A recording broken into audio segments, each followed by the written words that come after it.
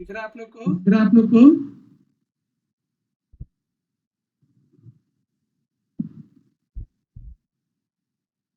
तो दिख रहा है यहाँ पे? नहीं, अभी स्क्रीन नहीं दिख रही है। हाँ सर। दिख रही है?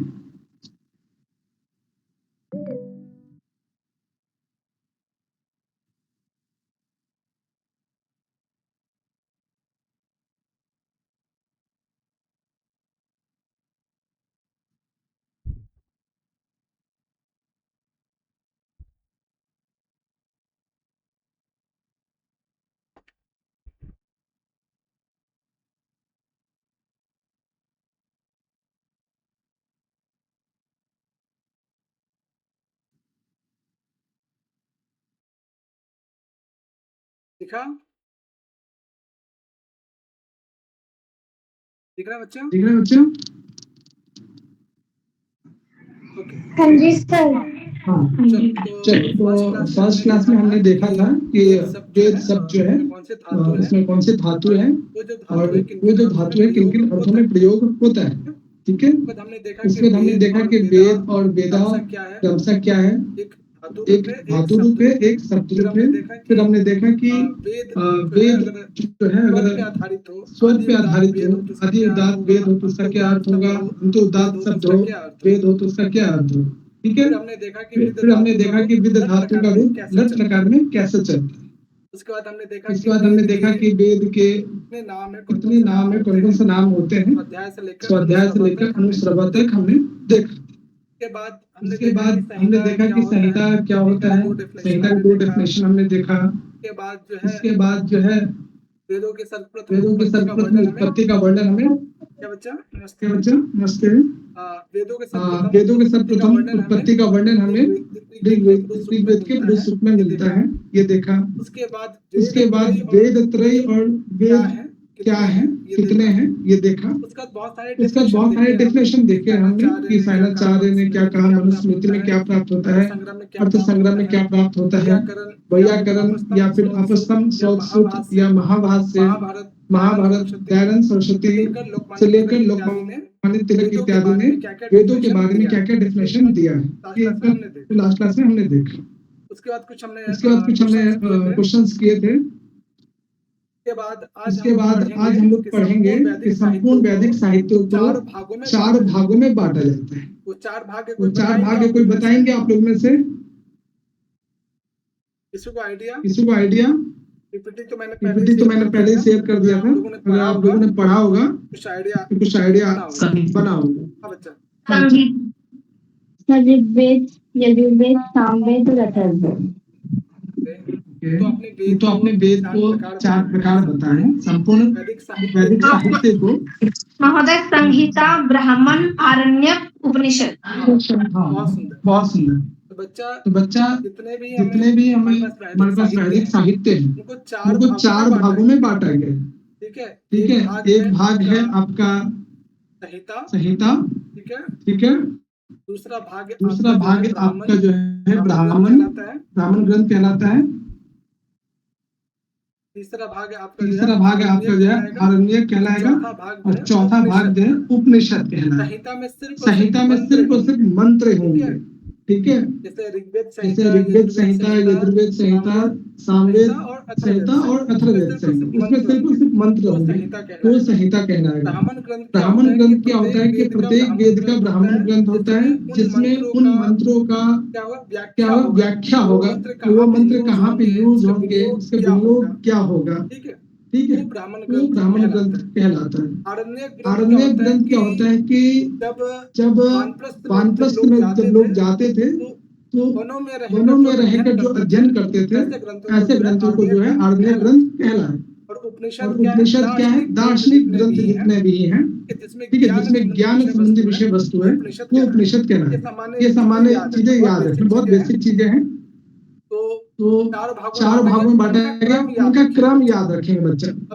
अब जितने भी क्वेश्चंस बन रहे इस समय, वो क्रम बहुत पूछ रहे हैं, चाहे वैदिक साहित्य हो या लौकिक साहित्य हो। राइटर का क्रम पूछा जा रहा है, ठीक है, या कहीं किसी का भेद है या उपभेद है, उनका क्रम पूछा जा रहा है। ठीक है, तो ये क्रम जरूर ध्यान रखेंगे। संहिता, फिर ब्राह्मण, फिर आरण्यक, फिर उपनिषद। ठीक है, उसके बाद भी हम फर्दर आगे जाते हैं वेदांग। ठीक है, वेदांगों में भी कल्प सूत्र जो हम लोग आगे पढ़ेंगे अभी। तो मैंने ये चार जरूर अभी ध्यान रखना कि वैदिक साहित्य को चार भाग में बांटते हैं और ये क्रम है। उसके बाद एक इम्पोर्टेंट क्वेश्चन बनता है बच्चे यहाँ पे कि महर्षि वेद व्यास ने संपूर्ण वैदिक साहित्य का संकलन किया। ठीक है, अब महर्षि वेद व्यास जी ने सोचा कि मेरे जाने के बाद या मेरे पश्चात जो है ये जो वेद है, आपको माइक म्यूट कर लेना। तो उन्होंने सोचा कि ये जो ऋग्वेद है, यजुर्वेद है, सामवेद और अथर्ववेद है, इनका ज्ञान में कैसे किसी अच्छे विद्यार्थी को दूं। ठीक है, तो नॉलेज फॉरवर्ड करने के लिए उन्होंने 4 शिष्य को चूज किया और चारों को अलग अलग क्वालिटी के आधार पे उन्होंने अलग अलग वेदों का ज्ञान दिया। उन्हीं में से पहले जो शिष्य थे, पहले जो उनका शिष्य था, स्टूडेंट था, उन्हें जो है ऋग्वेद का ज्ञान उन्होंने दिया महर्षि वेद व्यास जी। ठीक है, पहले ऋषि जो है वो महर्षि वेद व्यास के शिष्य रहे, जिनको जो है महर्षि वेद व्यास जी ने ऋग्वेद का ज्ञान दिया। वैशंपायन जो शिष्य हुए उनको यजुर्वेद का ज्ञान दिया गया। जैमिनी जो आचार्य हैं उन्हें सामवेद का ज्ञान दिया गया और सुमंतु जो आचार्य हैं उन्हें अथर्ववेद का ज्ञान प्राप्त हुआ महर्षि वेद व्यास के द्वारा। ये क्रम भी एग्जाम में पूछा गया है बच्चा। ठीक है, तो 4 शिष्य कौन कौन है, प्रत्येक शिष्य को कौन कौन से वेद का ज्ञान प्राप्त हुआ महर्षि वेद व्यास के द्वारा। ये याद हुआ चारों नाम, पहले वैशंपायन, जैमिनी और सुमंतु। क्योंकि जैसे ही पीपीटी खत्म होगा इस पे सारे क्वेश्चंस होंगे। इसमें कोई समस्या? No sir. ठीक है, चलो आगे देखो। प्रत्येक वेद का एक हेड होता है। ठीक है, तो जिन्हें पुरोहित या ऋत्विज कहते हैं। ठीक है, तो ऋग्वेद के जो पुरोहित है या ऋत्विज है, ध्यान रखिए ऋत्विज और पुरोहित एक ही है, कंफ्यूज मत होइए एग्जाम में पुरोहित पूछ दे या फिर ऋत्विज। तो ऋग्वेद का जो पुरोहित होता है या जो हेड आज के टाइम पे कह सकते हैं, जो सुपरवाइजर है या हेड है, एचओडी है, होता कहलाता है। यजुर्वेद का जो सुपरवाइजर होगा, ऋत्विज होगा या फिर पुरोहित होगा वो अधर्वणीय कहलाता है। सामवेद का जो हेड होगा वो उद्गाता कहलाएगा और अथर्ववेद का ब्रह्मा कहलाएगा। तो भगवान वाला ब्रह्मा में ध्यान रखिएगा, मत हो जाइएगा। तो अभी हमने देखा कि महर्षि वेद व्यास ने अपने 4 शिष्यों को अलग अलग वेदों का ज्ञान दिया। फिर आगे हम देखते हैं कि प्रत्येक वेद का एक हेड भी बनाया गया। ठीक है, जिसे यजुर्वेद का होता है, यजुर्वेद के अथर्वणीय, सामवेद का उद्गाता और ब्रह्मा जो है अथर्ववेद का। क्लियर यहाँ तक? चलो अब एक बात बताओ कि कोई भी इंसान जो है अकेले सारा काम कर सकता है क्या? कोई मान लीजिए घर बनाना हो या कुछ भी हो, या घर में आप लोग खाना बनाते हो, अकेले तो नहीं बना पाते, हेल्पर तो लगता ही है ना जी। तो वैसे ही जब इन वेदों का एक हेड है तो किसी यज्ञ वगैरह में जाते थे तो अपने साथ हेल्पर भी लेके जाते थे। ठीक है, आज के टाइम जैसे शादी वगैरह होता है जिसमें बहुत सारे हेल्पर लगते हैं, तो उसी प्रकार से प्रत्येक वेद के लिए अलग अलग हेल्पर हैं, यानी उन्हें सहायक गण कहते हैं। तो ऋग्वेद का जैसे होता है मुख्य पुरोहित या ऋत्विज, तो उनके साथ 3 और हेल्पर होते हैं। तो हेल्पर कौन कौन है आगे देखिए। तो ऋग्वेद के जो सहायक गण है या फिर सहायक पुरोहित गण ऋग्वेद के खास करके। ठीक है, प्रत्येक के 3 है, ध्यान रखिएगा। प्रत्येक वेद के जो है 3 सहायक गण होंगे और उनका एक हेड होगा। तो ऋग्वेद जिनके रोहित जो है होता कहलाते हैं, इनके तीन सहायक गण कौन कौन है? मैत्रा, वरुण या प्रशास्ता। एक ही नाम है, ध्यान रखिएगा। दूसरा है अच्छा वाक, तीसरा है ग्रावस्तुत। कहीं कहीं ग्रावस्तुत भी है, कहीं कहीं ग्रावस्तुत भी है, तो दोनों एक ही नाम है, कंफ्यूज मत होइएगा। तो ऋग्वेद के जो सहायक गण है उनके नाम है मैत्रा, वरुण। और कोशिश कीजिएगा बच्चा लोग इसे यहीं पे याद कर लेंगे, ठीक है। मैत्रा, वरुण, प्रशास्ता, दूसरा है अच्छा वाक और तीसरा है ग्रावस्तुत। ग्रावस्तु मतलब क्या होता है? ग्रावस्तुत का मतलब होता है कठोर, पत्थर। यहाँ तक कोई समस्या? No sir. चलो, दूसरा है यजुर्वेद। यजुर्वेद के भी तीन सहायक गण हैं, ठीक है।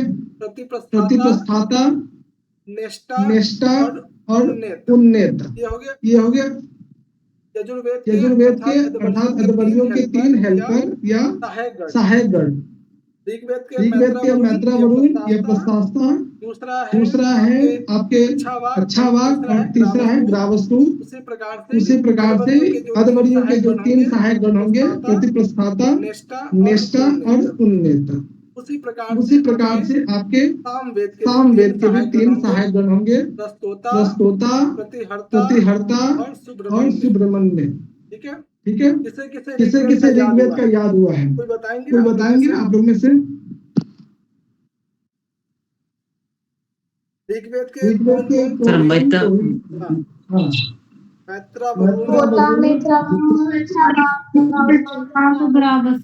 ऐसे खिचड़ी बना के बोलोगे।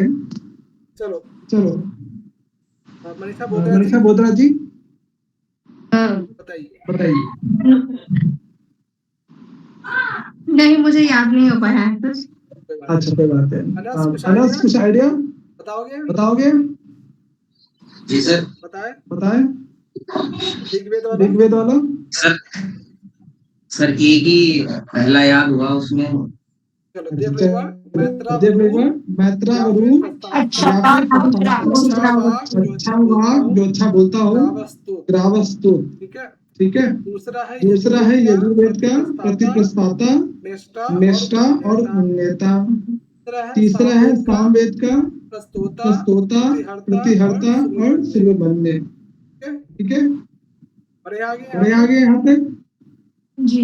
चलो अंतिम है अथर्ववेद या ब्रह्मा के जो सहायक गण हैं, इनके भी तीन हैं, ब्रह्मांशी, आग्नेयत्र और पोता। ये तीन जो है अथर्ववेद के। तो एक क्वेश्चन आप सभी से, टोटल सहायक गण कितने हो गए? 12। सबके तीन 12 हुआ। और टोटल वैसे काउंट किया जाए सब मिलाकर हेड के साथ 16। अब इसमें क्वेश्चंस कैसे बनेंगे? पहला क्वेश्चन तो ऐसे ही रहेगा कि भाई ऋग्वेद के जो है सहायक गण कौन से, तो क्रम दे दिया जाएगा आपको, ठीक है। उसके बाद जो है आपसे फिर यजुर्वेद का पूछा जा सकता है, सामवेद का या अथर्ववेद का ऐसे पूछेगा, या फिर मिक्स करके भी पूछा जा सकता है कि सबका जो एक या दो दे दिया जाए और आपको मैचिंग के लिए दिया जाए, ठीक है, या फिर अरेंज करने के लिए दिया जाए, ठीक है। मान लीजिए कि अथर्ववेद का 2 दे दिया जाए, यजुर्वेद का 1 दे दिया जाए और ऋग्वेद का भी 1 दे दिया जाए, तो सबसे पहले किसका नाम आएगा? किस वेद के? ऋग्वेद। बहुत बढ़िया बच्चा, ध्यान ऋग्वेद का। तो अगर किसी भी वेद के सहायक गण का नाम आता है तो देखना कि वो किस वेद का है। तो जिस वेद का, यदि वो ऋग्वेद का, तो सबसे पहले स्थान पे आएगा। दूसरा जो है फिर यजुर्वेद का, फिर तीसरा जो है अथर्ववेद का, तीसरा सामवेद आएगा। मैं चेक कर रहा था कि आप लोग ध्यान से सुन रहे हैं कि नहीं। सुन रहे लगता है। ठीक है, तो तीसरा सामवेद का और चौथा अथर्ववेद का। यहाँ तक कोई समस्या? नहीं सर। ओके, रश्मि मेरी आवाज आ रही है क्या आपको? आपका मैसेज आया है? आप चेक कीजिए, शायद कोई प्रॉब्लम होगा आपकी तरफ से। आप देखो बच्चा, एक क्वेश्चन है, आपने सुना होगा संहिता पाठ या पद पाठ, इन दो का नाम सुना होगा, हाँ। है ना? अभी तो जो सिर्फ मंत्र हैं वो संहिता पाठ कहलाता है या संहिता कहते हैं इसको, ठीक है। तो वेदों के जो पाठ हैं वो कितने हैं, किसी को आइडिया? सर 2 पार्ट है। दो पाठ है, कौन कौन सा? विकृति पाठ, विकृति पाठ और प्रकृति पाठ सर। प्रकृति पाठ, ठीक है। मुख्य रूप से 2 हैं, और उन दोनों को भी अगर अलग अलग बांटेंगे तो कितना होगा? विकृति 8 सर, प्रकृति 3। हाँ बच्चा, इसका यूज क्यों करते हैं बच्चा?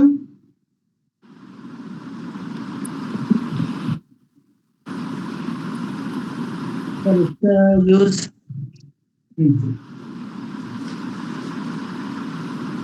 देखो बच्चा, इसका आइडिया नहीं है सर। चलो सुनो, तो ये क्या है? आपको बता रहे हैं आप लोग में से?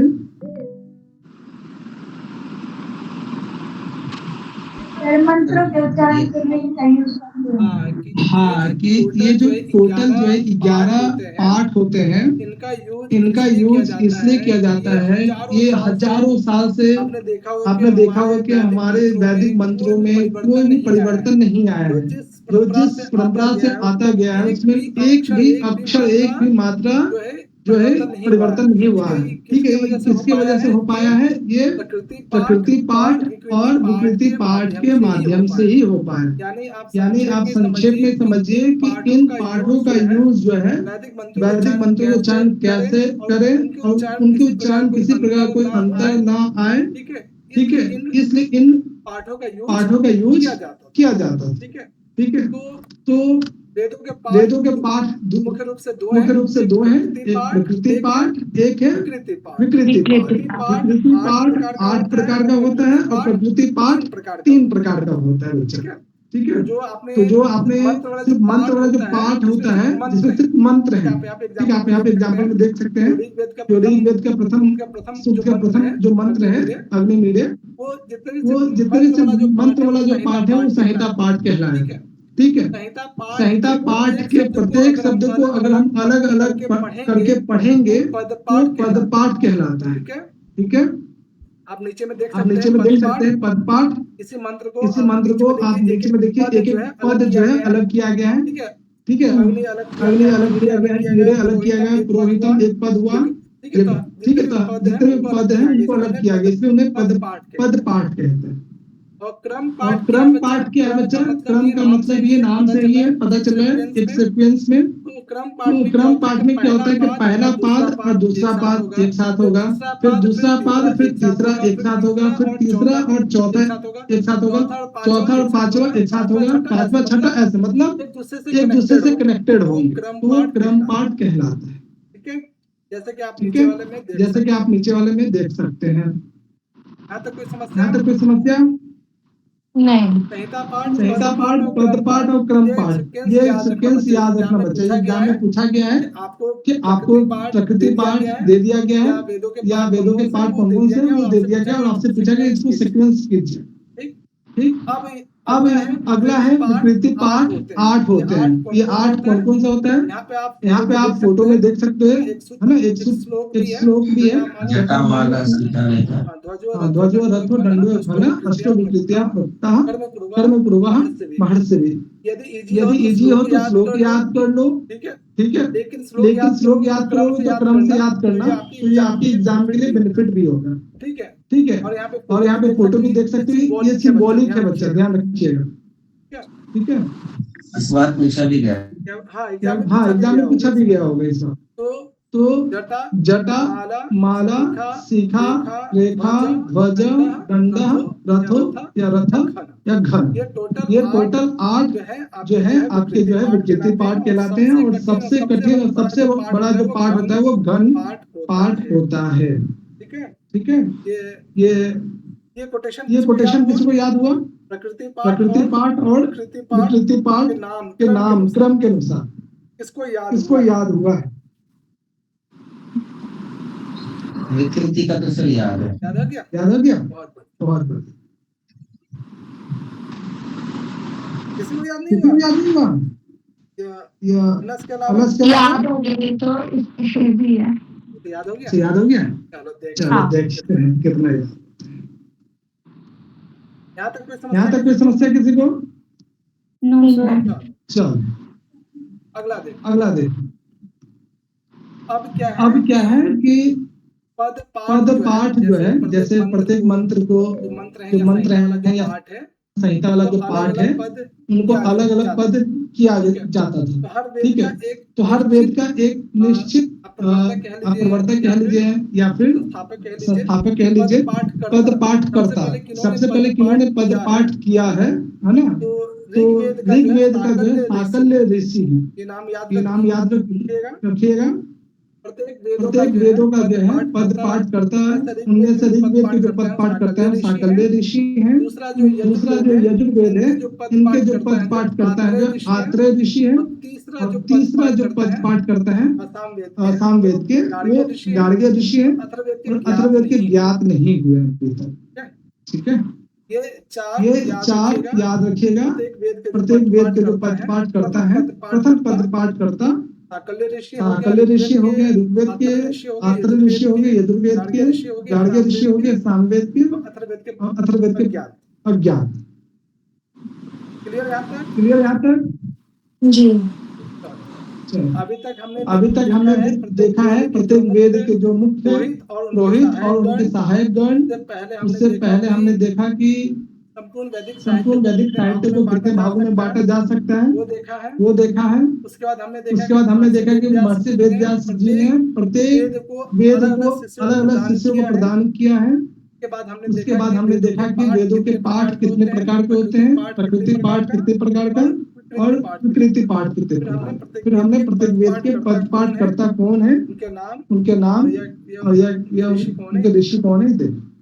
अगला है हर वेद का जो एक मुख्य देवता है। ये जितना भी मैं बता रहा हूँ बच्चा, ये सब बेसिक है, सब आगे काम आएगा। जब आप वैदिक साहित्य डीपली पढ़ेंगे ये सबका यूज होगा वहाँ पे। ठीक है, तो हर वेद का एक मुख्य देवता भी है। जैसे हर वेद का भी अपने पद पाठ करता देखा है, वैसे ही ऋग्वेद के जो मुख्य देवता है वो अग्नि है। यजुर्वेद के मुख्य देवता वायु। सामवेद के जो सामवेद के जो मुख्य देवता है या तो आदित्य या सविता या सूर्य। ठीक है, और अथर्ववेद के जो है मुख्य देवता है वो साम देवता, सॉरी सोम देवता। ठीक है, यहाँ तक कोई समस्या? अग्नि हो गए ऋग्वेद के, वायु हो गए यजुर्वेद के, आदित्य सविता या सूर्य जो है सामवेद के हो गए, और सोम जो है अथर्ववेद के। क्लियर? चलो वर्षा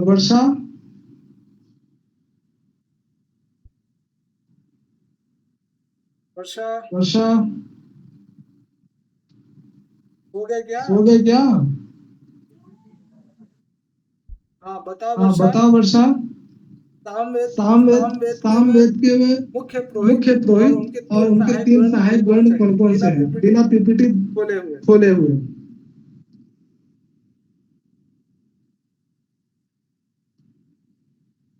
क्या हुआ वर्षा?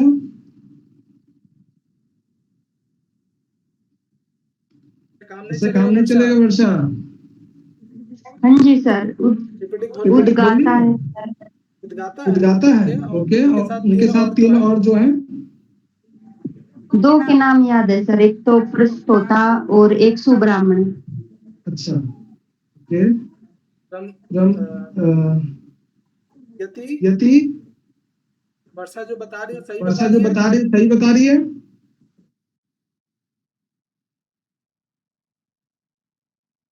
जी सर। सही बता रही है। सही बता रही है।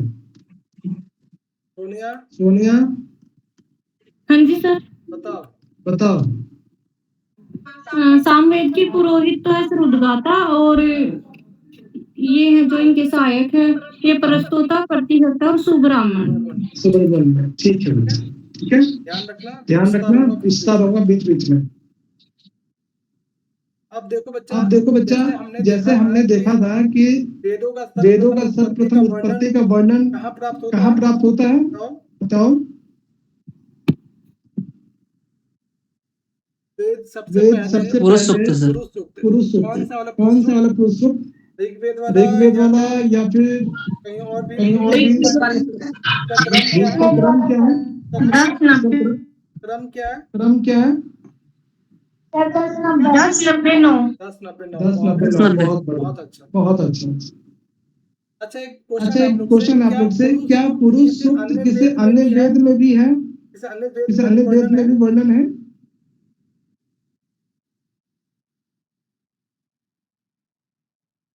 क्या पुरुष सिर्फ ऋग्वेद में ही है?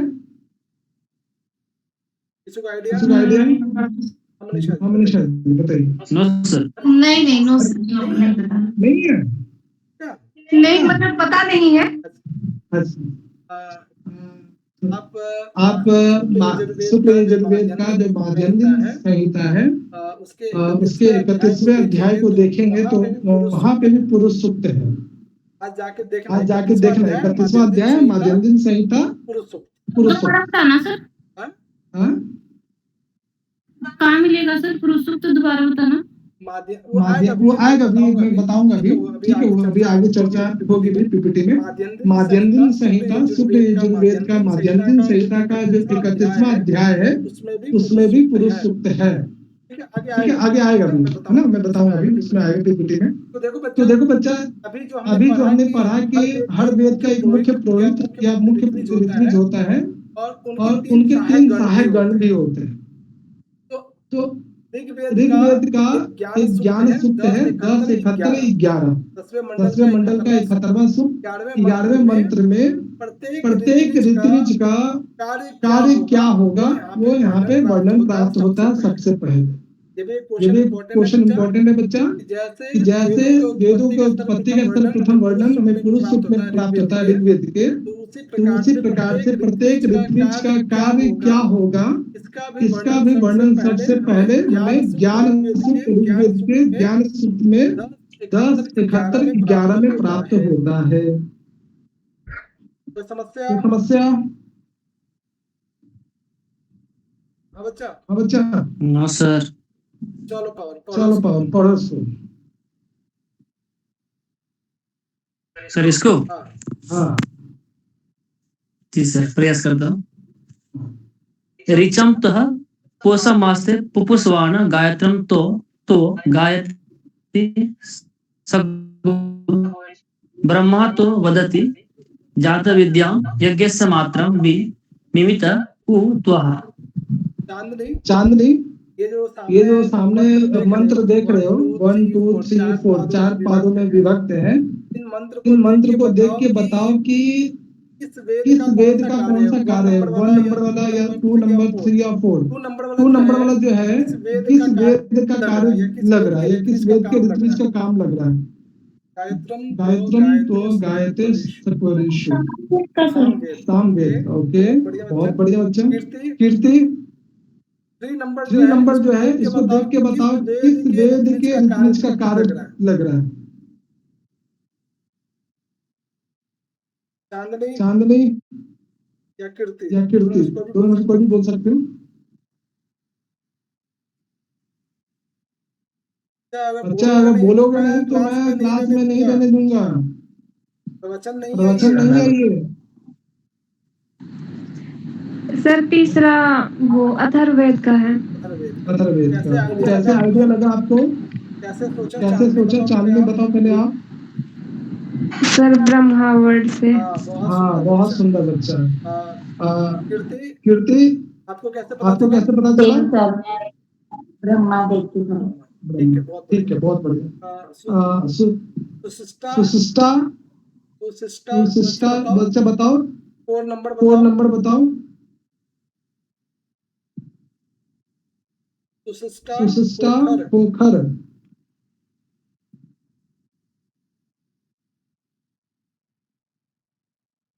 इतना टाइम नहीं लगना चाहिए, जैसे नाम पुकारो तुरंत जो है ना ऑडियो ऑन करके सामने आइए। सोनिया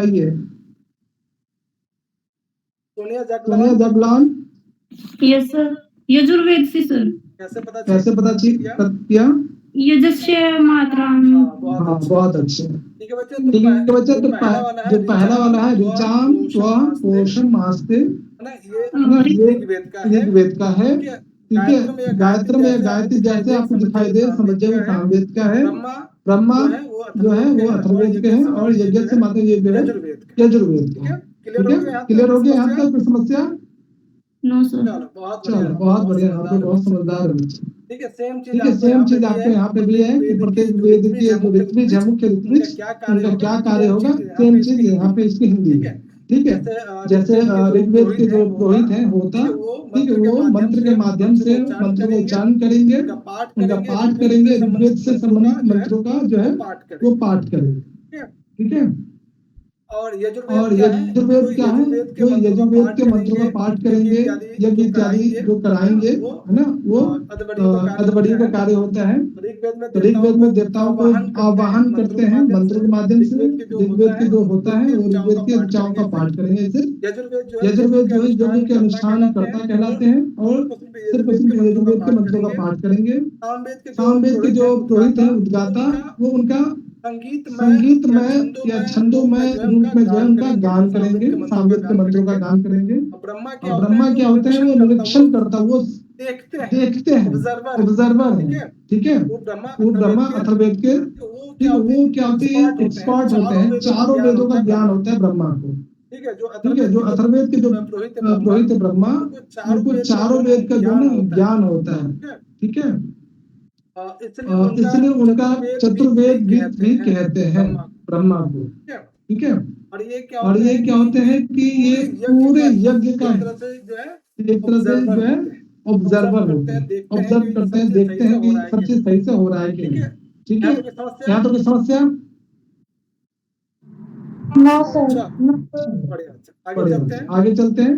अब जो है एक महर्षि पतंजलि हुए हैं। उनके अभी जो है आप बहुत ही वैदिक जो वैदिक साहित्य देखते हो या अलग अलग वेद देखते हो, उनके एक या दो शाखाएं या फिर संहिता पाठ आपको प्राप्त होता होगा। ठीक है, तो पतंजलि ने बताया कि ये कालांतर में जो समय के अनुसार जो है बहुत सारे ऐसे शाखाएं जो थी वो समाप्त हो गई। जैसे आज क्या होता है कि बहुत सारे फ्रेंचाइजी होते हैं अलग अलग कंपनी के, है ना, बहुत सारे ऑफिसेज होते हैं अलग अलग जगह, अलग अलग स्थानों में। तो वैसे ही वेद के भी बहुत सारे ब्रांचेस थे, अलग अलग वेदों के, है ना, ऋग्वेद के भी बहुत सारे ब्रांचेस थे, यजुर्वेद के, सामवेद के, अथर्ववेद के। लेकिन समय के अनुसार वो धीरे धीरे लुप्त हो गए। ठीक है, आजकल हमें 1, 2, 4 ऐसे प्राप्त होते हैं। तो पतंजलि के टाइम पे बताते हैं कि जो वैदिक शाखाएं थी, है ना, अलग अलग वेद, यजुर्वेद, ऋग्वेद, यजुर्वेद, सामवेद और अथर्ववेद, इनकी जो है क्या क्या शाखाएं रही हैं, वो कहते हैं एक शतम अध्वर्यु शाखा। बच्चा ये बताओ ये किस वेद के लिए कहा जा रहा है? ये किस वेद के लिए कहा जा रहा है? एक शतम। हाँ, तो जो यजुर्वेद है, इनके जो शाखा थी, ब्रांचेस थे, है ना, एक शतम। एक शतम का मतलब क्या है बच्चा? हाँ, कोई जो है यहाँ पे एक शतम का मतलब 101 भी करते हैं। ऑप्शन में 100 भी रहेगा और ऑब्लिक करके 101 भी रहेगा। ठीक है, तो पतंजलि के अनुसार महर्षि पतंजलि जो महाभाष्य से उन्होंने लिखा है। अच्छा, एक क्वेश्चन आ गया, पतंजलि ने वेद का कुछ डेफिनेशन दिया है क्या? या उनके ग्रंथ में कोई डेफिनेशन प्राप्त होता है क्या वेद का? उन्होंने पढ़ा भी है। हाँ, महाभारत। याद आ रहा है क्या डेफिनेशन?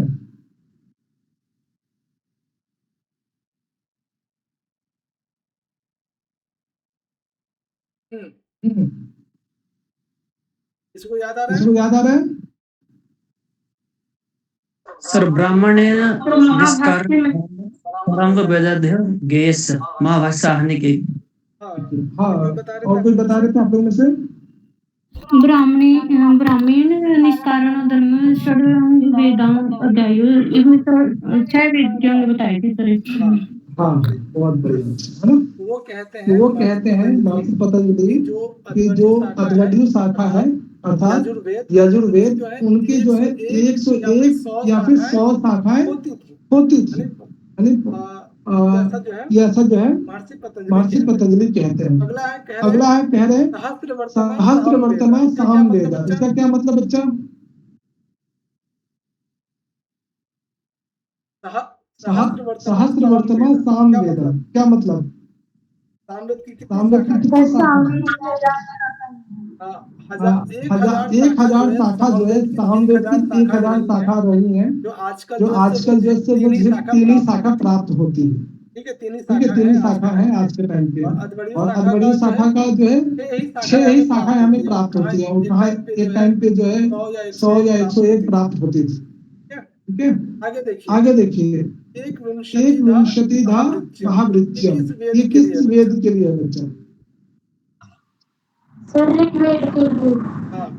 ना, इसमें सन्निवेशित करेंगे ऋच यानी ऋचा यानी ऋग्वेद की बात करें। एक विंशति यानी 21 शाखाएं जो है वो ऋग्वेद की रही है। और नवधा अर्थ वर्णो वेद।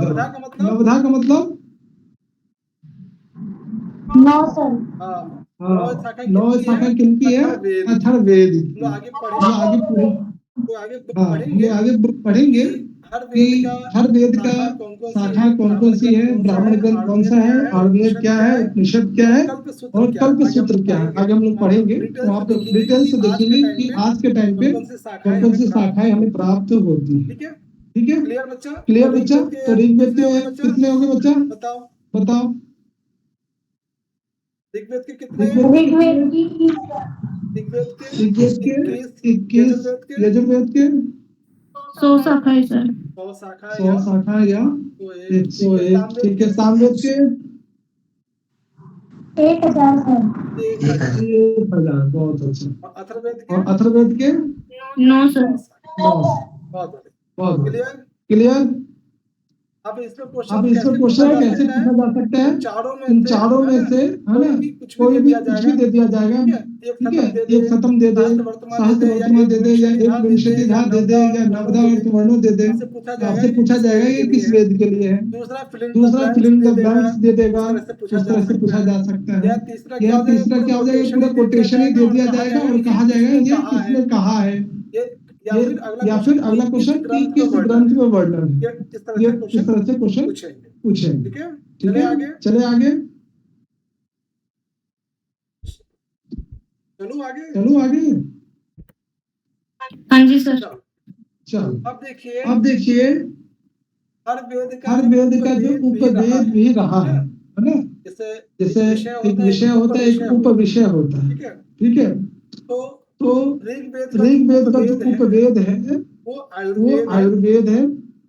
यजुर्वेद का जो उपवेद है वो धनुर्वेद है। सामवेद का जो उपवेद है गांधर्व वेद है। और जो अथर्ववेद है उसके उपवेद बहुत सारे। सर्पवेद है, पिशाच वेद है, असुर वेद है, इतिहास वेद है, पुराण वेद। ठीक है, इसको याद रखिएगा। कहीं जो है विसर्ज वेद भी हमें प्राप्त होता है। ऋग्वेद का, आयुर्वेद, यजुर्वेद का, धनुर्वेद, सामवेद का, गांधर्व वेद और अथर्ववेद का जो सर्पवेद, पिशाच वेद, असुर वेद, इतिहास वेद, पुराण वेद। अलग अलग ग्रंथों में ये नाम हमें प्राप्त होता है। क्लियर यहाँ तक? हाँ जी सर। इसको याद हुआ मुख्य उपवेद हो गए सर। सबको याद हो? किसको? Yes sir. योगिता कुछ याद हुआ ये? जी याद हो गए। बताओ। ऋग्वेद के है आयुर्वेद और यजुर्वेद के धनुर्वेद, सामवेद के गांधारवेद और अथर्ववेद के सर्पवेद, फिर सामवेद और असुरवेद और दो नहीं याद हो, दो है बाकी। बढ़िया, गुड गुड। बढ़िया, बिल्कुल। सोनिया खत्री, सोनिया खत्री, हाँ जी सर। बताओ वेदों के बताओ पद वेदों के पाठ करता कौन है? करता कौन यजुर्वेद है? के पद यजुर्वेद के पाठ करता कौन है? करता कौन है? सर प्लीज रिपीट करना। यजुर्वेद के पद पाठ करता कौन है?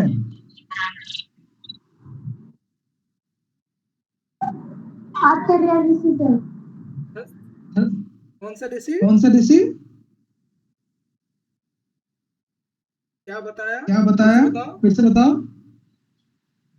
आत्रेय ऋषि सर। आत्रेय ऋषि, ओके। और रणबीर, शिकारा ओरिजिनल नाम बताओ क्या है बच्चा आपका? अनुज सर। हाँ, बच्चा बताओ कि गार्ग्य ऋषि जो है किस वेद के पद पाठ करता है? सामवेद के सर। सामवेद के। गोरैया, आप बताओ विकृति पाठ कौन से हैं? क्रम के अनुसार बताओ। क्रम संहिता पाठ सर। नहीं, विकृति पाठ बताओ क्रम से। कितने होते हैं? 8 सर। नाम बताओ।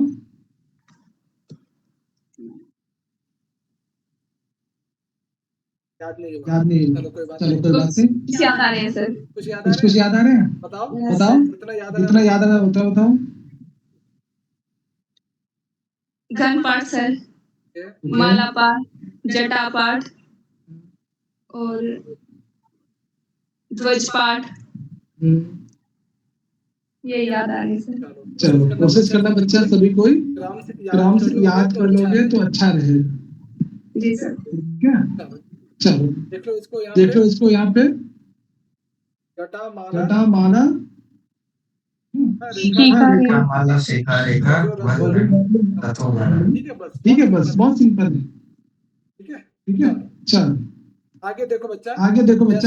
जैसे हमने देखा कि वेदों के जो मुख्य देवता है। ठीक है, और अलग-अलग वेदों के जो उपवेद हैं। फिर हमने देखा कि वेदों की उत्पत्ति सबसे पहले कहाँ वर्णन है, ये देखा। अब मनुस्मृति में एक श्लोक आता है, ठीक है, जहाँ से हमें वर्णन मिलता है कि ऋग्वेद की जो उत्पत्ति है वो अग्नि से हुई है। ठीक है, ऐसा मनुस्मृति में प्राप्त होता है, एग्जाम में पूछा हुआ है बच्चा। ठीक है, तो इसको याद कर लेना। ठीक है, वायु से जो है यजुर्वेद की उत्पत्ति हुई है। सूर्य से या सविता से या आदित्य से सामवेद का। और मनुस्मृति के 1.23 में जो अथर्ववेद के विषय में बोला गया है कि इसकी उत्पत्ति किससे हुई है। ठीक है, ये सामान्य चीज पर याद रखिएगा। बाकी तो हम लोग मनुस्मृति पढ़ेंगे डिटेल से, तो यहाँ देखेंगे। क्लियर बच्चा है यहाँ तक? अथर्ववेद की सृष्टि किसकी? क्या कह रहे हो?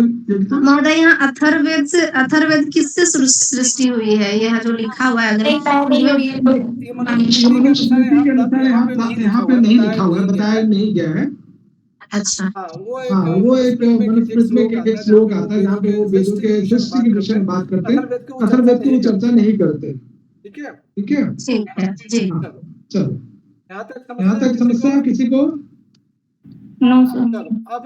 अब हम लोग अभी तक जो है कंबाइंड देखा था कि सब सारे वेदों का अलग क्या क्या है। ठीक है, अब हम लोग एक एक वेद के विषय में डिटेल से पढ़ेंगे। ठीक है, जैसे पहला वेद है ऋग्वेद। ठीक है, तो ऋग्वेद के जो हम सन्निवेशित करेंगे, इसके 2 पद हैं, ऋक। ठीक है, और प्लस वेद। ध्यान रखिएगा, मूल शब्द जो है ऋक है, कहीं ऋग भी आएगा, दो में हलन करके भी आएगा, 2 एक ही बच्चा। ध्यान रखिएगा, या तो ऋक या फिर ऋग, ग हलन। ठीक है, इसके बहुत सारे नाम हैं। ठीक है, दस्तई, होत्री वेद, सर्व प्राचीन वेद या पद्यात्मक वेद। ठीक है, ये उपनाम उपनाम याद जरूर बच्चा। रखें बच्चा। जो तो ऋचाओं ऋचाओं से जो संबंधित है वो ऋग्वेद कहलाता है। इसके 10 तई, उत्तरी वेद, सर्व प्राचीन सर्व वेद, प्राचीन वेद, आध्यात्मिक वेद आध्यात्मिक के वेद नाम है। इनके नाम है।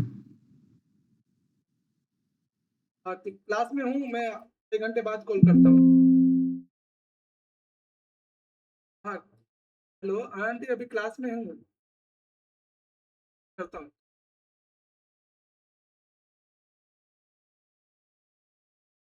हाँ बच्चा देखो, बच्चा कोई बताएंगे कि 10 तारीख क्या है? एक मिनट बच्चा, थोड़ा उठो।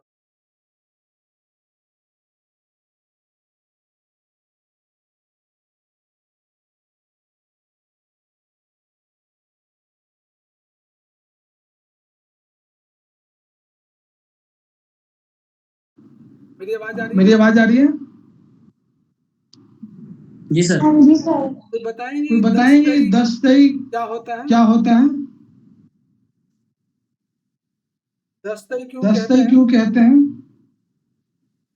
सर इसमें 10 वो है ना मंडल है सर, इसलिए 10 दही कहा जाता है। ओके, बहुत ओके, बढ़िया। बहुत बढ़िया बच्चा। 10 तई का 10 तई का मतलब है उसमें 10 मंडल है ऋग्वेद का। हम लोग आगे पढ़ेंगे कि ऋग्वेद का जो है विभाजन क्रम क्या है। ठीक है, कैसे उसका स्ट्रक्चर क्या है। तो तो देखेंगे कि वहाँ पे 2 क्रम या 2 डिवीजन है, 2 तरीके से उसे बांटा गया है ना। एक तो आपको 10 मंडल क्रम में एक अष्टक क्रम, वो हम लोग पढ़ेंगे आगे। तो 10 मंडल होने के कारण उसको 10 तई कहते हैं। होत्री वेद क्यों कहते हैं? रुक जाना, मैं जिनसे पूछूंगा वो बताएं। कीर्ति बताओ, होत्री वेद क्यों कहते हैं ऋग्वेद को?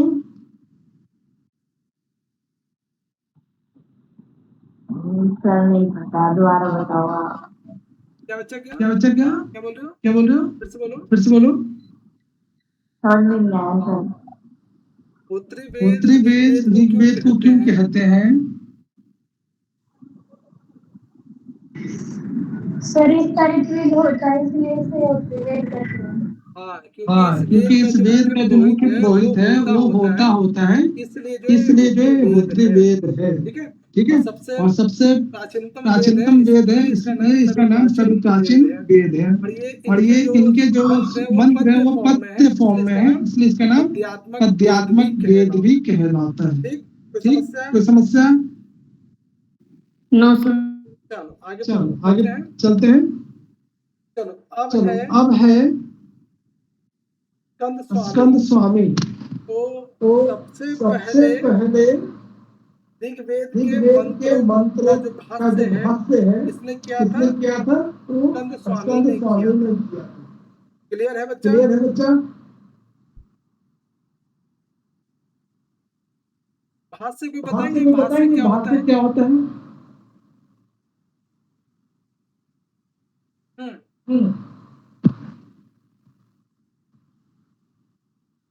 हेलो, किसी को आइडिया है कि सूत्र, भाष्य, वार्तिक इत्यादि क्या है? तीनों एक ही है या अलग अलग? अलग अलग है। अलग अलग है। हाँ, तो सबसे अगर क्रम पूछा जाए कि ये जो 3 है सूत्र, वार्तिक और भाष्य, इन तीनों का क्रम क्या होगा? सबसे पहले क्या होगा? सूत्र, उसके बाद भाष्य, उसके बाद वार्तिक। वार्तिक। ठीक है बच्चा? तो भाष्य क्या होता है कि सूत्र का जो एक्सप्लेनेशन होता है।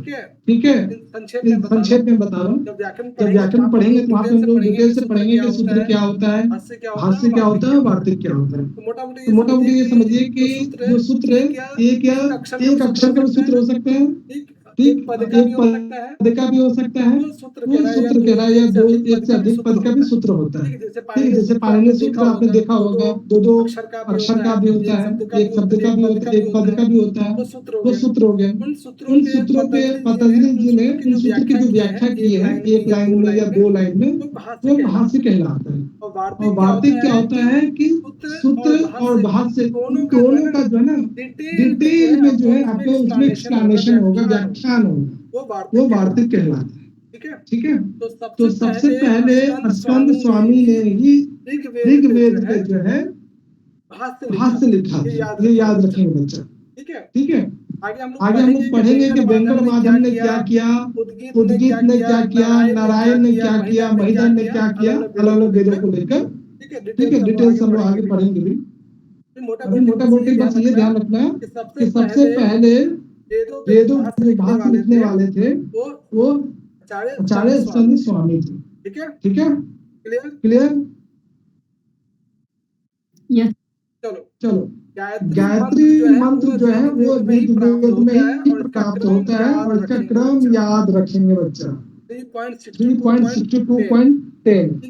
ठीक है। इसमें गायत्री मंत्र प्राप्त होता है। वो सबसे पहले ऋग्वेद के तीसरे मंडल के 62वें सूक्त का 10वां मंत्र जो है वो गायत्री मंत्र है।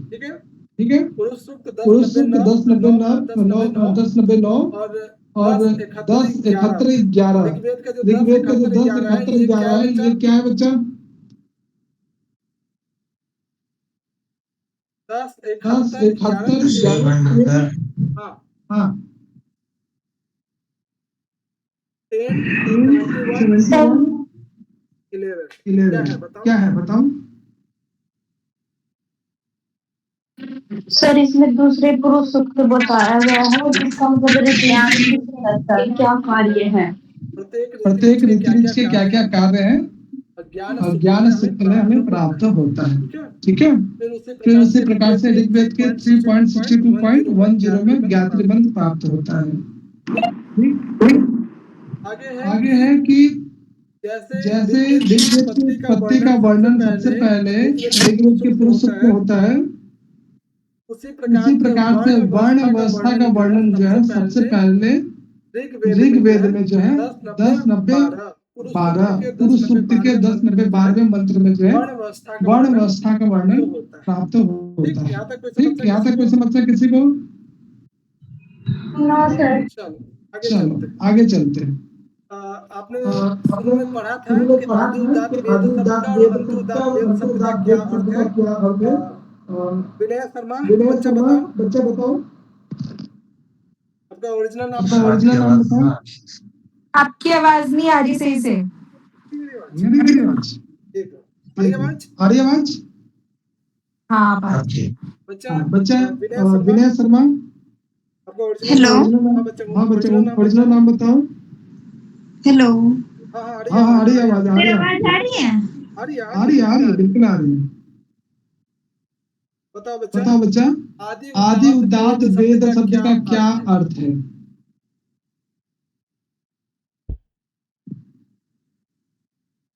विनय बताओ।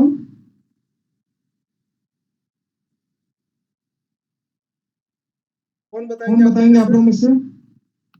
ग्रंथ ज्ञान सर। और अंतोदात्त वेद का ये पुष्टिवाचक पुष्टिवाचक और दर्भ। बहुत बढ़िया। तो जो उदात्त अनुदात्त और स्वरित है, ठीक है, जो संहिता पाठ में आपने देखा होगा कि कहीं कहीं ऊपर एक लाइन होती है, एक नीचे होती है, कहीं कहीं किसी किसी अक्षर पे जो है कोई चिन्ह भी नहीं होता है। देखा कोई मंत्र वगैरह आपने? आपको दिखाता है यहाँ पे।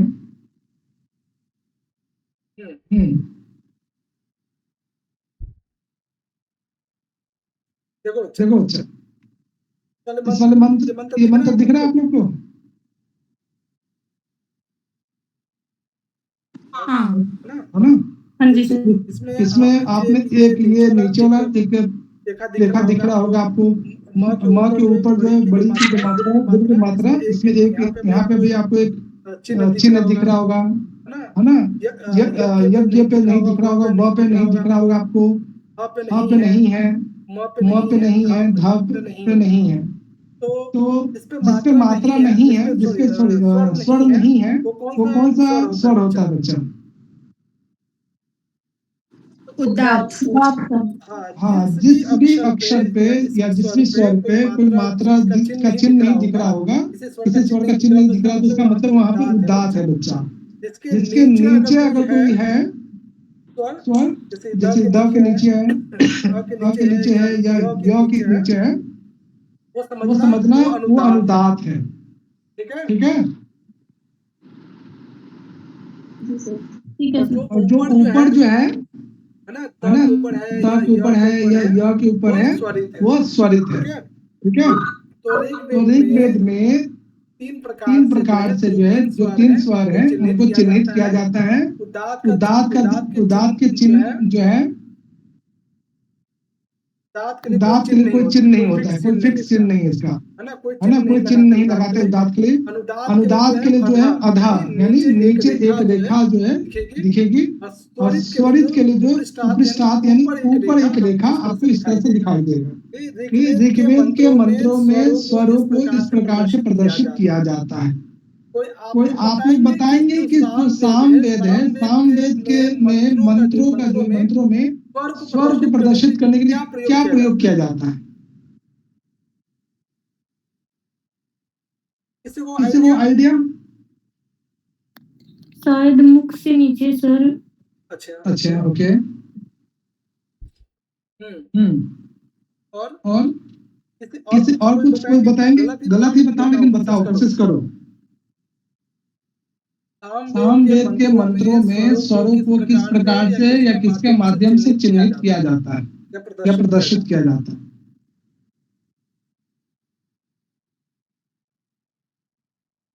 किसी को आइडिया? सामवेद में तो गान मतलब गायन के उसमें भी कर सकते हैं ना, लाइक 7 स्वरों में भी तो होता है। 7 स्वर जो है वो तो गाने की पद्धति हो गई ना। अच्छा, हाँ, हम वहाँ पे क्या है बच्चा, उदात, अनुदात और स्वरित के लिए अंक का यूज किया जाता है। 1 3 2। 1 जो है उदात के लिए लगाते हैं, अनुदात के लिए जो है 3 लगाते हैं। ठीक है। और स्वरित के लिए 2 लगाते हैं। तो दिखा देता हूँ ताकि आप लोग कंफ्यूज नहीं हो। ये कौन से एग्जाम में पूछ दिया है?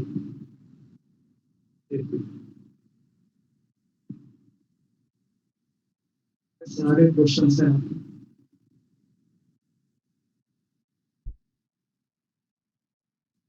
देखो बच्चा,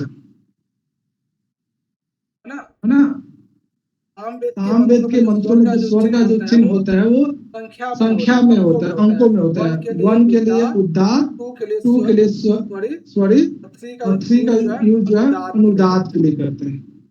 ठीक है। 1 2 3 ऐसे मत याद कीजिएगा कि उदात अनुदात स्वरित, गलत हो जाएगा। फिर 1 के लिए उदात, 2 जो है वो अनुदात के नहीं होता है। क्रम से तो पढ़ते हैं उदात अनुदात स्वरित, तो बच्चा याद कर लेता है 1 2 3, इसका मतलब उदात अनुदात स्वरित नहीं।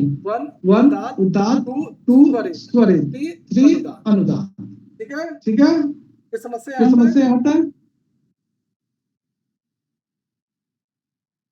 यहाँ तक कोई समस्या बच्चा? नहीं। चलो, समस्या नहीं है तो आ जाओ, कुछ क्वेश्चन प्रैक्टिस कर लेते हैं। ऋग्वेद कंप्लीट कर लेते हैं फिर।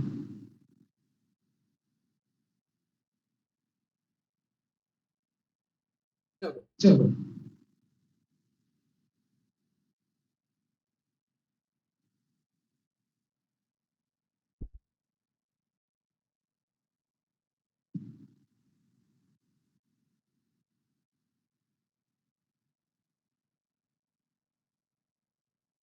जैसे हमने पढ़ा था कि वेद का अलग अलग डेफिनेशन आपने देखा था, उसी प्रकार से प्रत्येक वेद का भी अलग अलग डेफिनेशन है। ठीक है।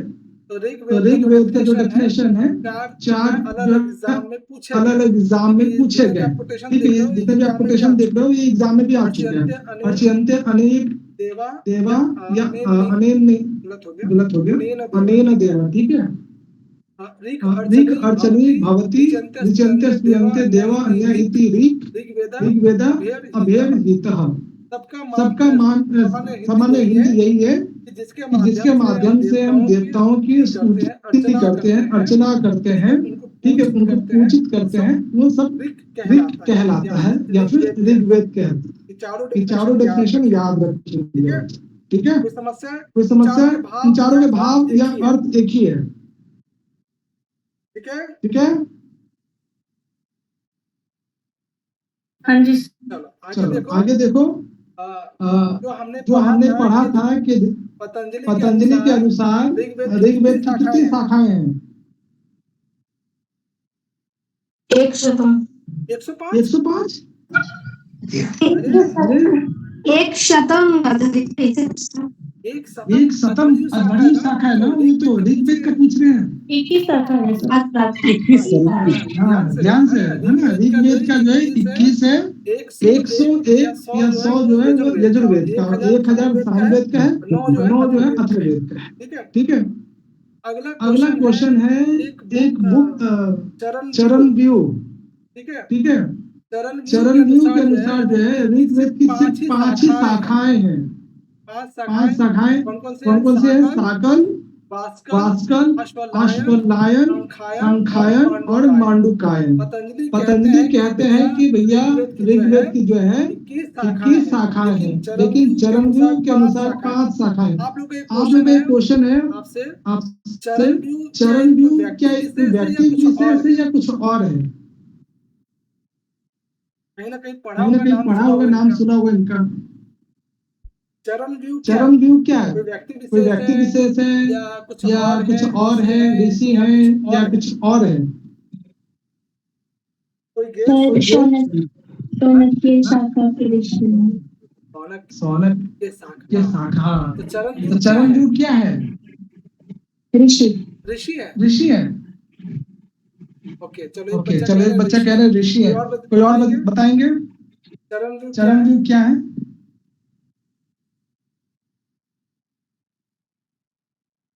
बच्चा चरण व्यू जो है एक पुस्तक का नाम है, ठीक है, जिनके राइटर आचार्य शौनक हुए, ठीक है। तो आचार्य शौनक के द्वारा लिखित जो ग्रंथ है चरण व्यू, ठीक है, उसमें अलग अलग वेदों का बहुत डिटेलिंग से मैपिंग किया गया है, ठीक है। तो डिटेल से हर वेद के विषय में वर्णन प्राप्त होता है चरण व्यू नामक पुस्तक में। ये जो चरण व्यू उस पुस्तक के आधार पे ऋग्वेद की जो शाखाएं 5 है, साकल, वास्कल, अश्वलायन, सांख्यायन और मांडुकायन। ये क्रम याद रखेंगे बच्चा, ठीक है। समस्या कोई दिक्कत यहाँ तक? नहीं। ठीक है। और एक ग्रंथ है अवेस्ता, ठीक है, जो पारसियों का धार्मिक ग्रंथ कहलाता है। जैसे हमारे यहाँ श्रीमद् भगवद गीता हो गया या वेद हो गया, ये धार्मिक ग्रंथ है। तो वैसे ही जो है पारसी समाज के लोगों के लिए अवेस्ता नामक जो पुस्तक है वो उनका धार्मिक ग्रंथ। इन दोनों के बीच में जो है बहुत समानताएं हैं, ठीक है बच्चा। चलो आगे देखो, यह विभाजन क्रम याद रखना चाहिए, बहुत इंपॉर्टेंट है। ऋग्वेद का जो विभाजन क्रम है 2 तरीके से, इनका जो स्ट्रक्चर है, ठीक है, इनका जो वर्गीकरण है, ये 2 तरीके से हमें प्राप्त होता है। 2 फॉर्म में हमें ऋग्वेद प्राप्त होता है। एक तो मंडल क्रम है, एक है अष्टक क्रम, ठीक है। मंडल पहले मंडल आएगा, फिर मंडल के अंतर्गत अनुवाक आएगा, फिर अनुवाक के अंतर्गत जो है सूक्त आएंगे, फिर सूक्त के अंतर्गत मंत्र आएंगे, ठीक है। और उसी प्रकार से अष्टक क्रम में पहले अष्टक आएगा, फिर अष्टक के अंतर्गत अध्याय होंगे, फिर वर्ग होगा और वर्ग के अंतर्गत मंत्र होंगे। कोई दिक्कत? बोलो बच्चा। नो। तो बच्चा ध्यान रखना कि मंडल क्रम जो है सबसे वैज्ञानिक विभाजन है, ठीक है। टोटल 10 मंडल होते हैं, ठीक है, ऋग्वेद के, और टोटल अनुवाक जो है 85 होते हैं, 85। सूक्तों की जो संख्या है 1028 है, और मंत्रों की संख्या जो 10,600 है। कहीं आपको 10,500 भी मिलेगा, ठीक है बच्चा। तो पहले मंडल है, फिर अनुवाक है, फिर सूक्त है, फिर मंत्र है।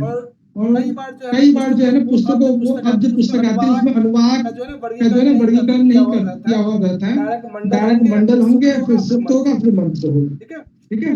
लेकिन जो प्राचीन पुस्तकें होंगी, प्राचीन आपको ग्रंथ होंगे, उसमें अनुवाक भी होता है, 4 फॉर्म में लिखे होते हैं, मंडल, अनुवाक, सूक्त और मंत्र, इसी इसी प्रकार से अष्टक क्रम वाला जो ऋग्वेद होगा उसमें 8 अष्टक होंगे और और प्रत्येक अध्याय में प्रत्येक अष्टक में 8 अध्याय होंगे, तो टोटल 64 अध्याय हो जाएंगे।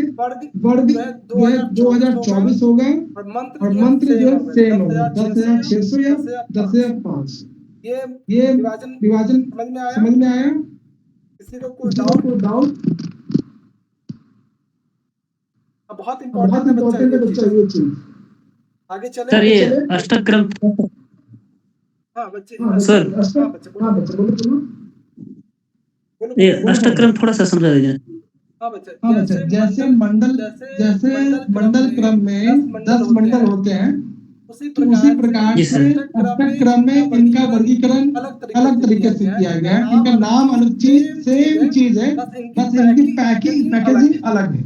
ठीक है, जी सर। इनको मंडल की जगह पर अष्टक नाम दे दिया गया, अनुवाक इधर अध्याय बन गया, सूक्त इधर वर्ग हो गया मंत्र से। ठीक है, तो उधर मंडल 10 होते हैं, इधर अष्टक 8 होते हैं। उन्होंने 8 चैप्टर में ही सब चीज कंप्लीट कर दिया है। जैसे आपने देखा होगा बहुत सारे साहित्य अलग अलग साहित्य में कोई सर्ग लेता है, कोई निश्वास लेता है, कोई अंक लेता है, कोई प्रकाश लेता है ना, तो उच्छ्वास लेता है, अलग अलग चैप्टर का नाम देते हैं ना। तो वैसे ही अष्टक क्रम में भी इनके नामकरण अलग अलग है, चीज वही है, विभाजन करने का तरीका अलग अलग है। ठीक है, तो आप टोटल 8 अष्टक 8 अष्टक होते हैं। प्रत्येक अष्टक में 8 अध्याय होते हैं। ठीक है, तो एक अष्टक में 8 अध्याय, तो 8 अष्टक में कितने अध्याय? तो टोटल 64 अध्याय हो जाते हैं। ठीक है, वर्गों की संख्या जो 2024 होते हैं और मंत्र जो है सेम 10,600 या फिर 10,500। पुरानी लाइब्रेरी जहाँ होंगी वहाँ पे ये दोनों प्रकार के विभाजन वाले ऋग्वेद मिलेंगे। तो अगर आप ऑनलाइन भी चेक कर सकते हो, आर्काइव पे आपको मिल भी जाएगा। तो एक मंडल क्रम में चेक करना, एक अष्टक क्रम वाला ऋग्वेद देख लेना, आइडिया आ जाएगा। महोदय बोल रहे हैं कि इसमें इस प्रकार मैंने 2 प्रकार से डिवाइड करने की क्या आवश्यकता पड़ गई? यदि पहले से इसमें मंडल क्रम में विभाजित था तो अष्टक क्रम में क्यों किया? Very good question. ठीक है, तो क्या होता है कि जैसे जैसे समाज में है कोई एक राइटर है, मान लो है ना, किसी विषय पे लिखा, वो राइटर बहुत ज्ञानी है। ठीक है, उन्होंने क्लिष्ट शब्दों का यूज किया और उस ग्रंथ को एक सीमित क्षेत्र के लोग ही उसको अध्ययन कर सकते थे और बाकी क्षेत्र के लोग के लिए बहुत कठिन लगता था। तो बाद के लेखकों को ये महसूस हुआ ये तो सबको समझ में नहीं आ रहा, बहुत कंफ्यूजन हो रहा है, तो क्यों ना बहुत इजी फॉर्म में कोई ऐसा ऋग्वेद को हम बनाए ताकि इजीली कोई भी मंत्र सर्च कर पाए, समझ पाए। इसलिए मंडल क्रम में बांटा गया ताकि हर कोई इसे इजीली समझ में आ जाए। नहीं तो आप दोनों को डाउनलोड करके देखिए, आपको बहुत इजी लगेगा मंडल क्रम, उसमें मंत्र ढूंढना इजी लगेगा। और सबसे ज्यादा प्रचलित जो है मंडल क्रम ही रहा है, क्योंकि इसको पढ़ने का बहुत इजीली मंत्र का जो है सर्च किया जा सकता है, ढूंढा जा सकता है, इसलिए जो है मंडल क्रम में इसको बनाया गया। ठीक है, सबसे पहले किस क्रम में हुआ था ये? अष्टक क्रम में। अच्छा, बाद में मंडल क्रम हुआ। हाँ, इसका विभाजन अलग अलग लोग मैंने इस क्रम में अलग अलग लोगों ने इस प्रकार बनाया है क्या? मंडल क्रम करने वाले कोई और है और अष्टक क्रम करने वाला कोई और है? हाँ, इसका मैं 100% श्योर नहीं हूँ। ठीक है, लेकिन मैं आपको पता करके बताऊंगा कि इसके मेन कौन है, उनका नाम मुझे मिलता है तो मैं बता दूँ। जी, यहाँ तक किसी को समस्या? No sir. चल आगे जो है हर मंडल का जो है ऋग्वेद के टोटल जो 10 मंडल है, प्रत्येक मंडल के एक फिक्स ऋषि है और प्रत्येक मंडल में एक फिक्स सूक्तों की संख्या भी है। ठीक है, तो या तो ये पूरा श्लोक याद कर लीजिए, इजी लगेगा आपको। ठीक है, या फिर जैसे आपको इजी लगता है वैसे आप इसको याद कर सकते हैं। श्लोक याद कर लेंगे तो श्लोक के माध्यम से आपको इजी लगेगा कि भाई इस मंडल के ऋषि कौन है, मुख्य ऋषि कौन है और उनमें सूक्तों की संख्या क्या है। प्रथम मंडल में जो है 17 ऋषि हुए हैं, मतलब मुख्य ऋषि ये हैं इसी प्रकार से समस्त द्वितीय मंडल के विश्वामित्र, तृतीय मंडल के चौथे जो है वामदेव, फिर अत्रि है, पांचवें पे भगवान, छठे पे सातवें वशिष्ठ, अष्टम के हैं काल, नवम के मधुकंदा और दसम के भृगु। ये तो आपको भी याद नहीं हुआ, ठीक है, इसको थोड़ा सा याद कर लीजिएगा बच्चा। और 10 मंडलों में आवाज सही से नहीं आ रही है आपकी, दूर दूर से आ रही है। ओके, अब आ रही है? हाँ आ रही है। ठीक है। ये जो एक बाल खिल सुक्त या प्रशिष्ट या प्रक्षिप्त सुक्त है, इसका कोई मतलब बताएंगे क्या है? सर खिल सुक्त सर जो मतलब सबसे लास्ट में दिन ऐड किया है। तो क्या बहुत सारे जो है ना मंत्र जो है बाद में, ठीक है, अलग अलग राइटरों के द्वारा जो ऐड कर दिए गए, अलग अलग संस्करण में कुछ मंत्र धीरे धीरे ऐड होते गए जो पहले नहीं थे। उन सूक्तों को जो है वो बाल खिल सुक्त या प्रशिष्ट या प्रक्षिप्त, बहुत सारे बुक्स वगैरह में आप देखोगे तो परिशिष्ट पाठ लिखा रहता है ना, जो उनसे संबंधित डायरेक्टली संबंधित नहीं होते हैं। ठीक है, यहाँ बहुत सारे टेक्स्ट में आपको मिलेंगे भी प्रशिष्ट पाठ। ठीक है, तो ऐसे 11 बाल, ऐसे 11 सूक्त हैं अष्टक मंडल में, तो बाल खिल सुक्त या प्रशिष्ट या प्रक्षिप्त कहलाते हैं। और इन बाल सूक्त जो है 11 जो टोटल होते हैं उनमें 80 मंत्र है बच्चा। ठीक है, नीचे आप ध्यान देखेंगे भी, तो 80 जो मंत्र हैं वो टोटल जो है आपको बाल खिल सुक्त या प्रशिष्ट या प्रक्षिप्त कहलाते हैं। वो अष्टक मंडल में है। नवम मंडल का दूसरा जो नाम है वो पवमान मंडली। कई बार एग्जाम में पूछा गया है कि पवमान मंडल या पवित्र मंडल या सोम विषय मंडल कौन सा कहलाता है। ठीक है, और अगला है जो है दसम मंडल। ये सबसे अर्वाचीन है, सबसे नया है, आधुनिक कहते हैं इसको। ये दसम मंडल जो है सबसे बाद में रचे। ठीक है, सबसे प्राचीन जो है या फिर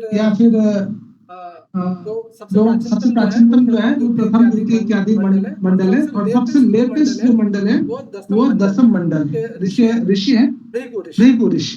इसमें कोई समस्या बच्चा इस वाले क्वेश्चन में? कोई डाउट?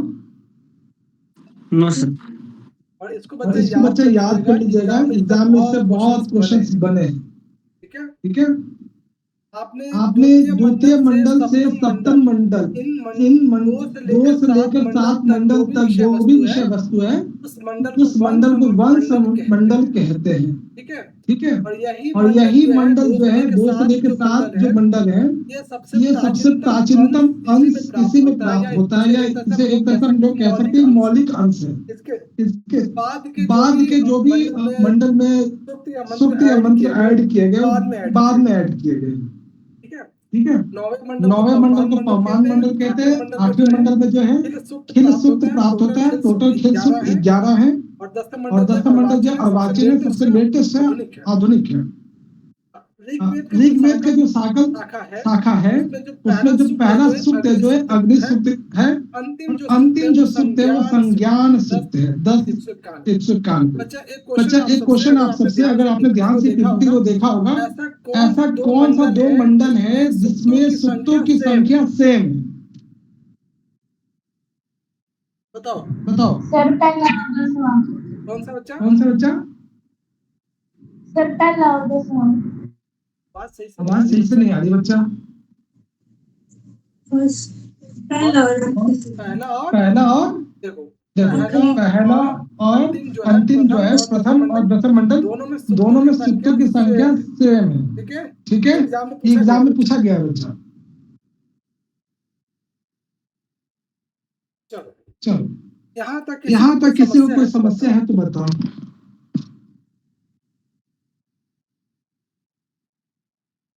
नहीं है? चलो तो मैं पूछता हूँ, कुछ क्वेश्चन प्रैक्टिस करते हैं आज जितना भी हम लोगों ने पढ़ा है। जिससे पूछूंगा वही बताएंगे और तुरंत जवाब देंगे। चलो चलो गौरैया, जी सर। चलो ये दोनों क्वेश्चन का आंसर बताओ।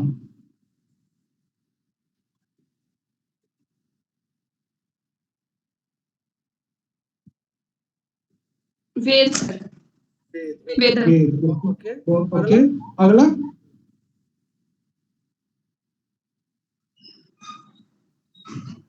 संधि पाठ सर। संधि। जी सर। संधि पाठ तो मैंने नहीं बताया बच्चा। संहिता पाठ के बाद क्या होता है? संधि पाठ होता है। पदपाठ। इतना भारी मिस्टेक करोगे? कीर्ति, गौरैया ने जो बोला सही बोला। बच्चा कीर्ति, कीर्ति, आपका कोई रिस्पॉन्स नहीं आ रहा। मनीषा बोत्रा जी, मनीषा बोत्रा जी, जी जी महोदय। बताइए दूसरा।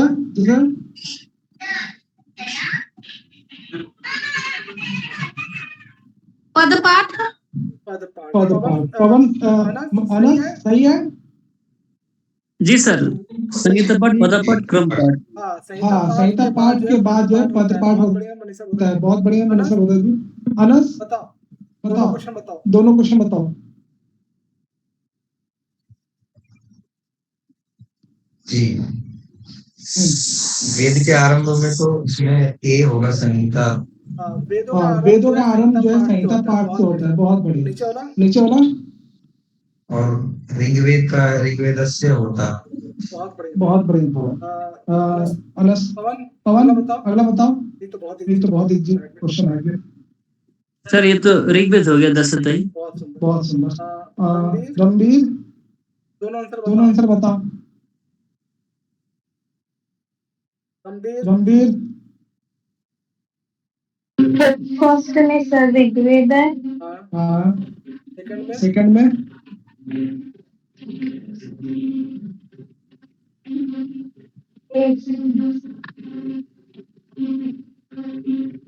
सेकंड। इसमें सर ये है साफल्य है। बहुत सुंदर बच्चा, बहुत बढ़िया। सुशिष्टा, अगला क्वेश्चन बताओ। बच्चा कीर्ति और सुशिष्टा, एक बार भी जवाब नहीं दे रहे हो। अगली क्लास में आने नहीं दूंगा। मुझे बिल्कुल पसंद नहीं है कि बच्चा सिर्फ आए और जो है आप बस देखते रहे। रिस्पॉन्स नहीं करोगे, परफॉर्मेंस अच्छा नहीं होगा, इस क्लास में बंद हो जाओगे। आने नहीं देंगे हम। नहीं सर, थोड़ा ना डिस्टर्बेंस हो रही यहाँ पे ना, टावर वगैरह वो चल रहा है, इसलिए सर थोड़ा ये भी पूरा। अच्छा, आगे ओके। हाँ, ध्यान रखो। रणवीर, रामवीर, चिकारा। हाँ जी सर। बताओ बच्चा।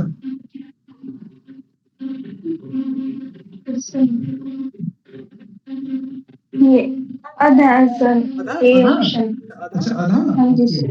अच्छा, सुशिष्टा। अच्छा, सुशिष्टा बिल्कुल परफॉर्मेंस अच्छा नहीं है क्लास में। सोनिया जगलान, जो रणवीर ने जो बोला सही है। बी है सर इसका। बी। हाँ जी सर, ऊपरी शब्द। हाँ, सॉरी जो है ऊपर की तरफ होता है। आधा जो है अनुदात होता है। ठीक है, और अनुदात का कोई चिन्ह नहीं होता है। बहुत बढ़िया बढ़िया। सोनिया खत्री, अगला क्वेश्चन बताओ। ऋग्वेद सर। ऋग्वेद। कितने हैं बाल खिल सूक्त टोटल? 11 सर। किस मंडल में है? सर 8वें में। कितने मंत्र हैं बाल खिल सूक्त में? बहुत सुंदर, 80 सर। बहुत बढ़िया, बहुत बढ़िया। वर्षा कटारिया, अगला क्वेश्चन बताओ। वर्षा कटारिया, हाँ जी सर। बताओ।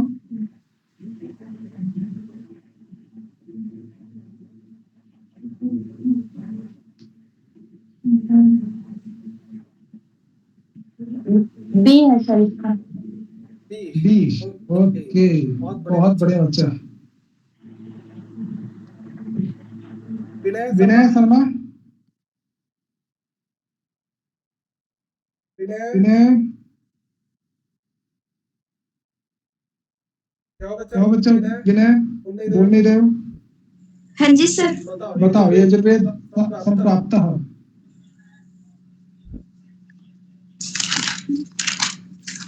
अरे पेज उलट रहे हो, थोड़ी पकड़ी गई। जी सर बी। पेज पलट के देख के बताए आंसर। हाँ? कोई बात नहीं। हाँ यति शर्मा अगला क्वेश्चन बताओ। यति शर्मा। जी सर बी यजुर्वेद। ऋग्वेद का क्या है बताओ। ऋग्वेद का क्या है फिर? धनुर्वेद यजुर्वेद का हो गया। आयुर्वेद ऋग्वेद का आयुर्वेद। ऋग्वेद का आयुर्वेद। सामवेद का? सामवेद का गंधर्व वेद। अथर्ववेद का? इतिहास वेद पुराण वेद। ठीक है चलो बढ़िया बच्चा। हाँ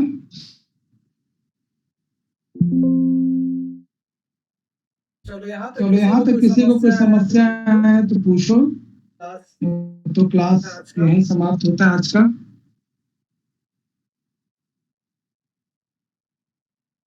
नहीं सर, मुझे तो नहीं है। नहीं सर। बच्चा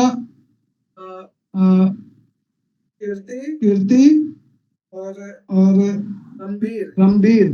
ठीक है थोड़ा सा एक्टिव ज्यादा रहना है। ओके। और जो भी पढ़ाया जाता है उसको घर से भी पढ़ के आना है। बाकी बहुत सारे कानपुर यूनिवर्सिटी के बच्चे नहीं हैं आज, उनको बता दीजिएगा। अगर 2 क्लास से ज्यादा एब्सेंट हुआ उनकी एंट्री बंद है। ठीक है अगर 2 क्लास से ज्यादा हुआ नेक्स्ट यानी कल भी क्लास से बच्चों जी सर। मैं बता दूंगा एक दिन पहले। ठीक है जिस दिन नहीं होना होगा मैं बता दूंगा मैं, लेकिन अभी इस हफ्ते में फ्राइडे तक क्लास लूंगा आप लोगों का अगर आता है। ठीक है सर। जो बच्चे नहीं आए हैं कानपुर वाले खास करके तो उनको सूचित कर दीजिएगा। अगर कल नहीं आएंगे तो उसके बाद परसों से उनका बैन है, वो नहीं आ पाएंगे। ठीक है ये मैसेज दे दीजिएगा। चलिए फिर हम लोग मिलते हैं नेक्स्ट क्लास में। और अभी तक जितना भी हम लोगों ने पढ़ा है अच्छे से इसको रिवाइज करके आएंगे। नेक्स्ट यानी कल हम लोग पहले क्वेश्चन पूछूंगा उसके बाद आगे बढ़ेंगे। ठीक है बच्चा। ठीक है sir. Okay bye bye good night. Sir good night sir. Good night. Good night sir. Good night.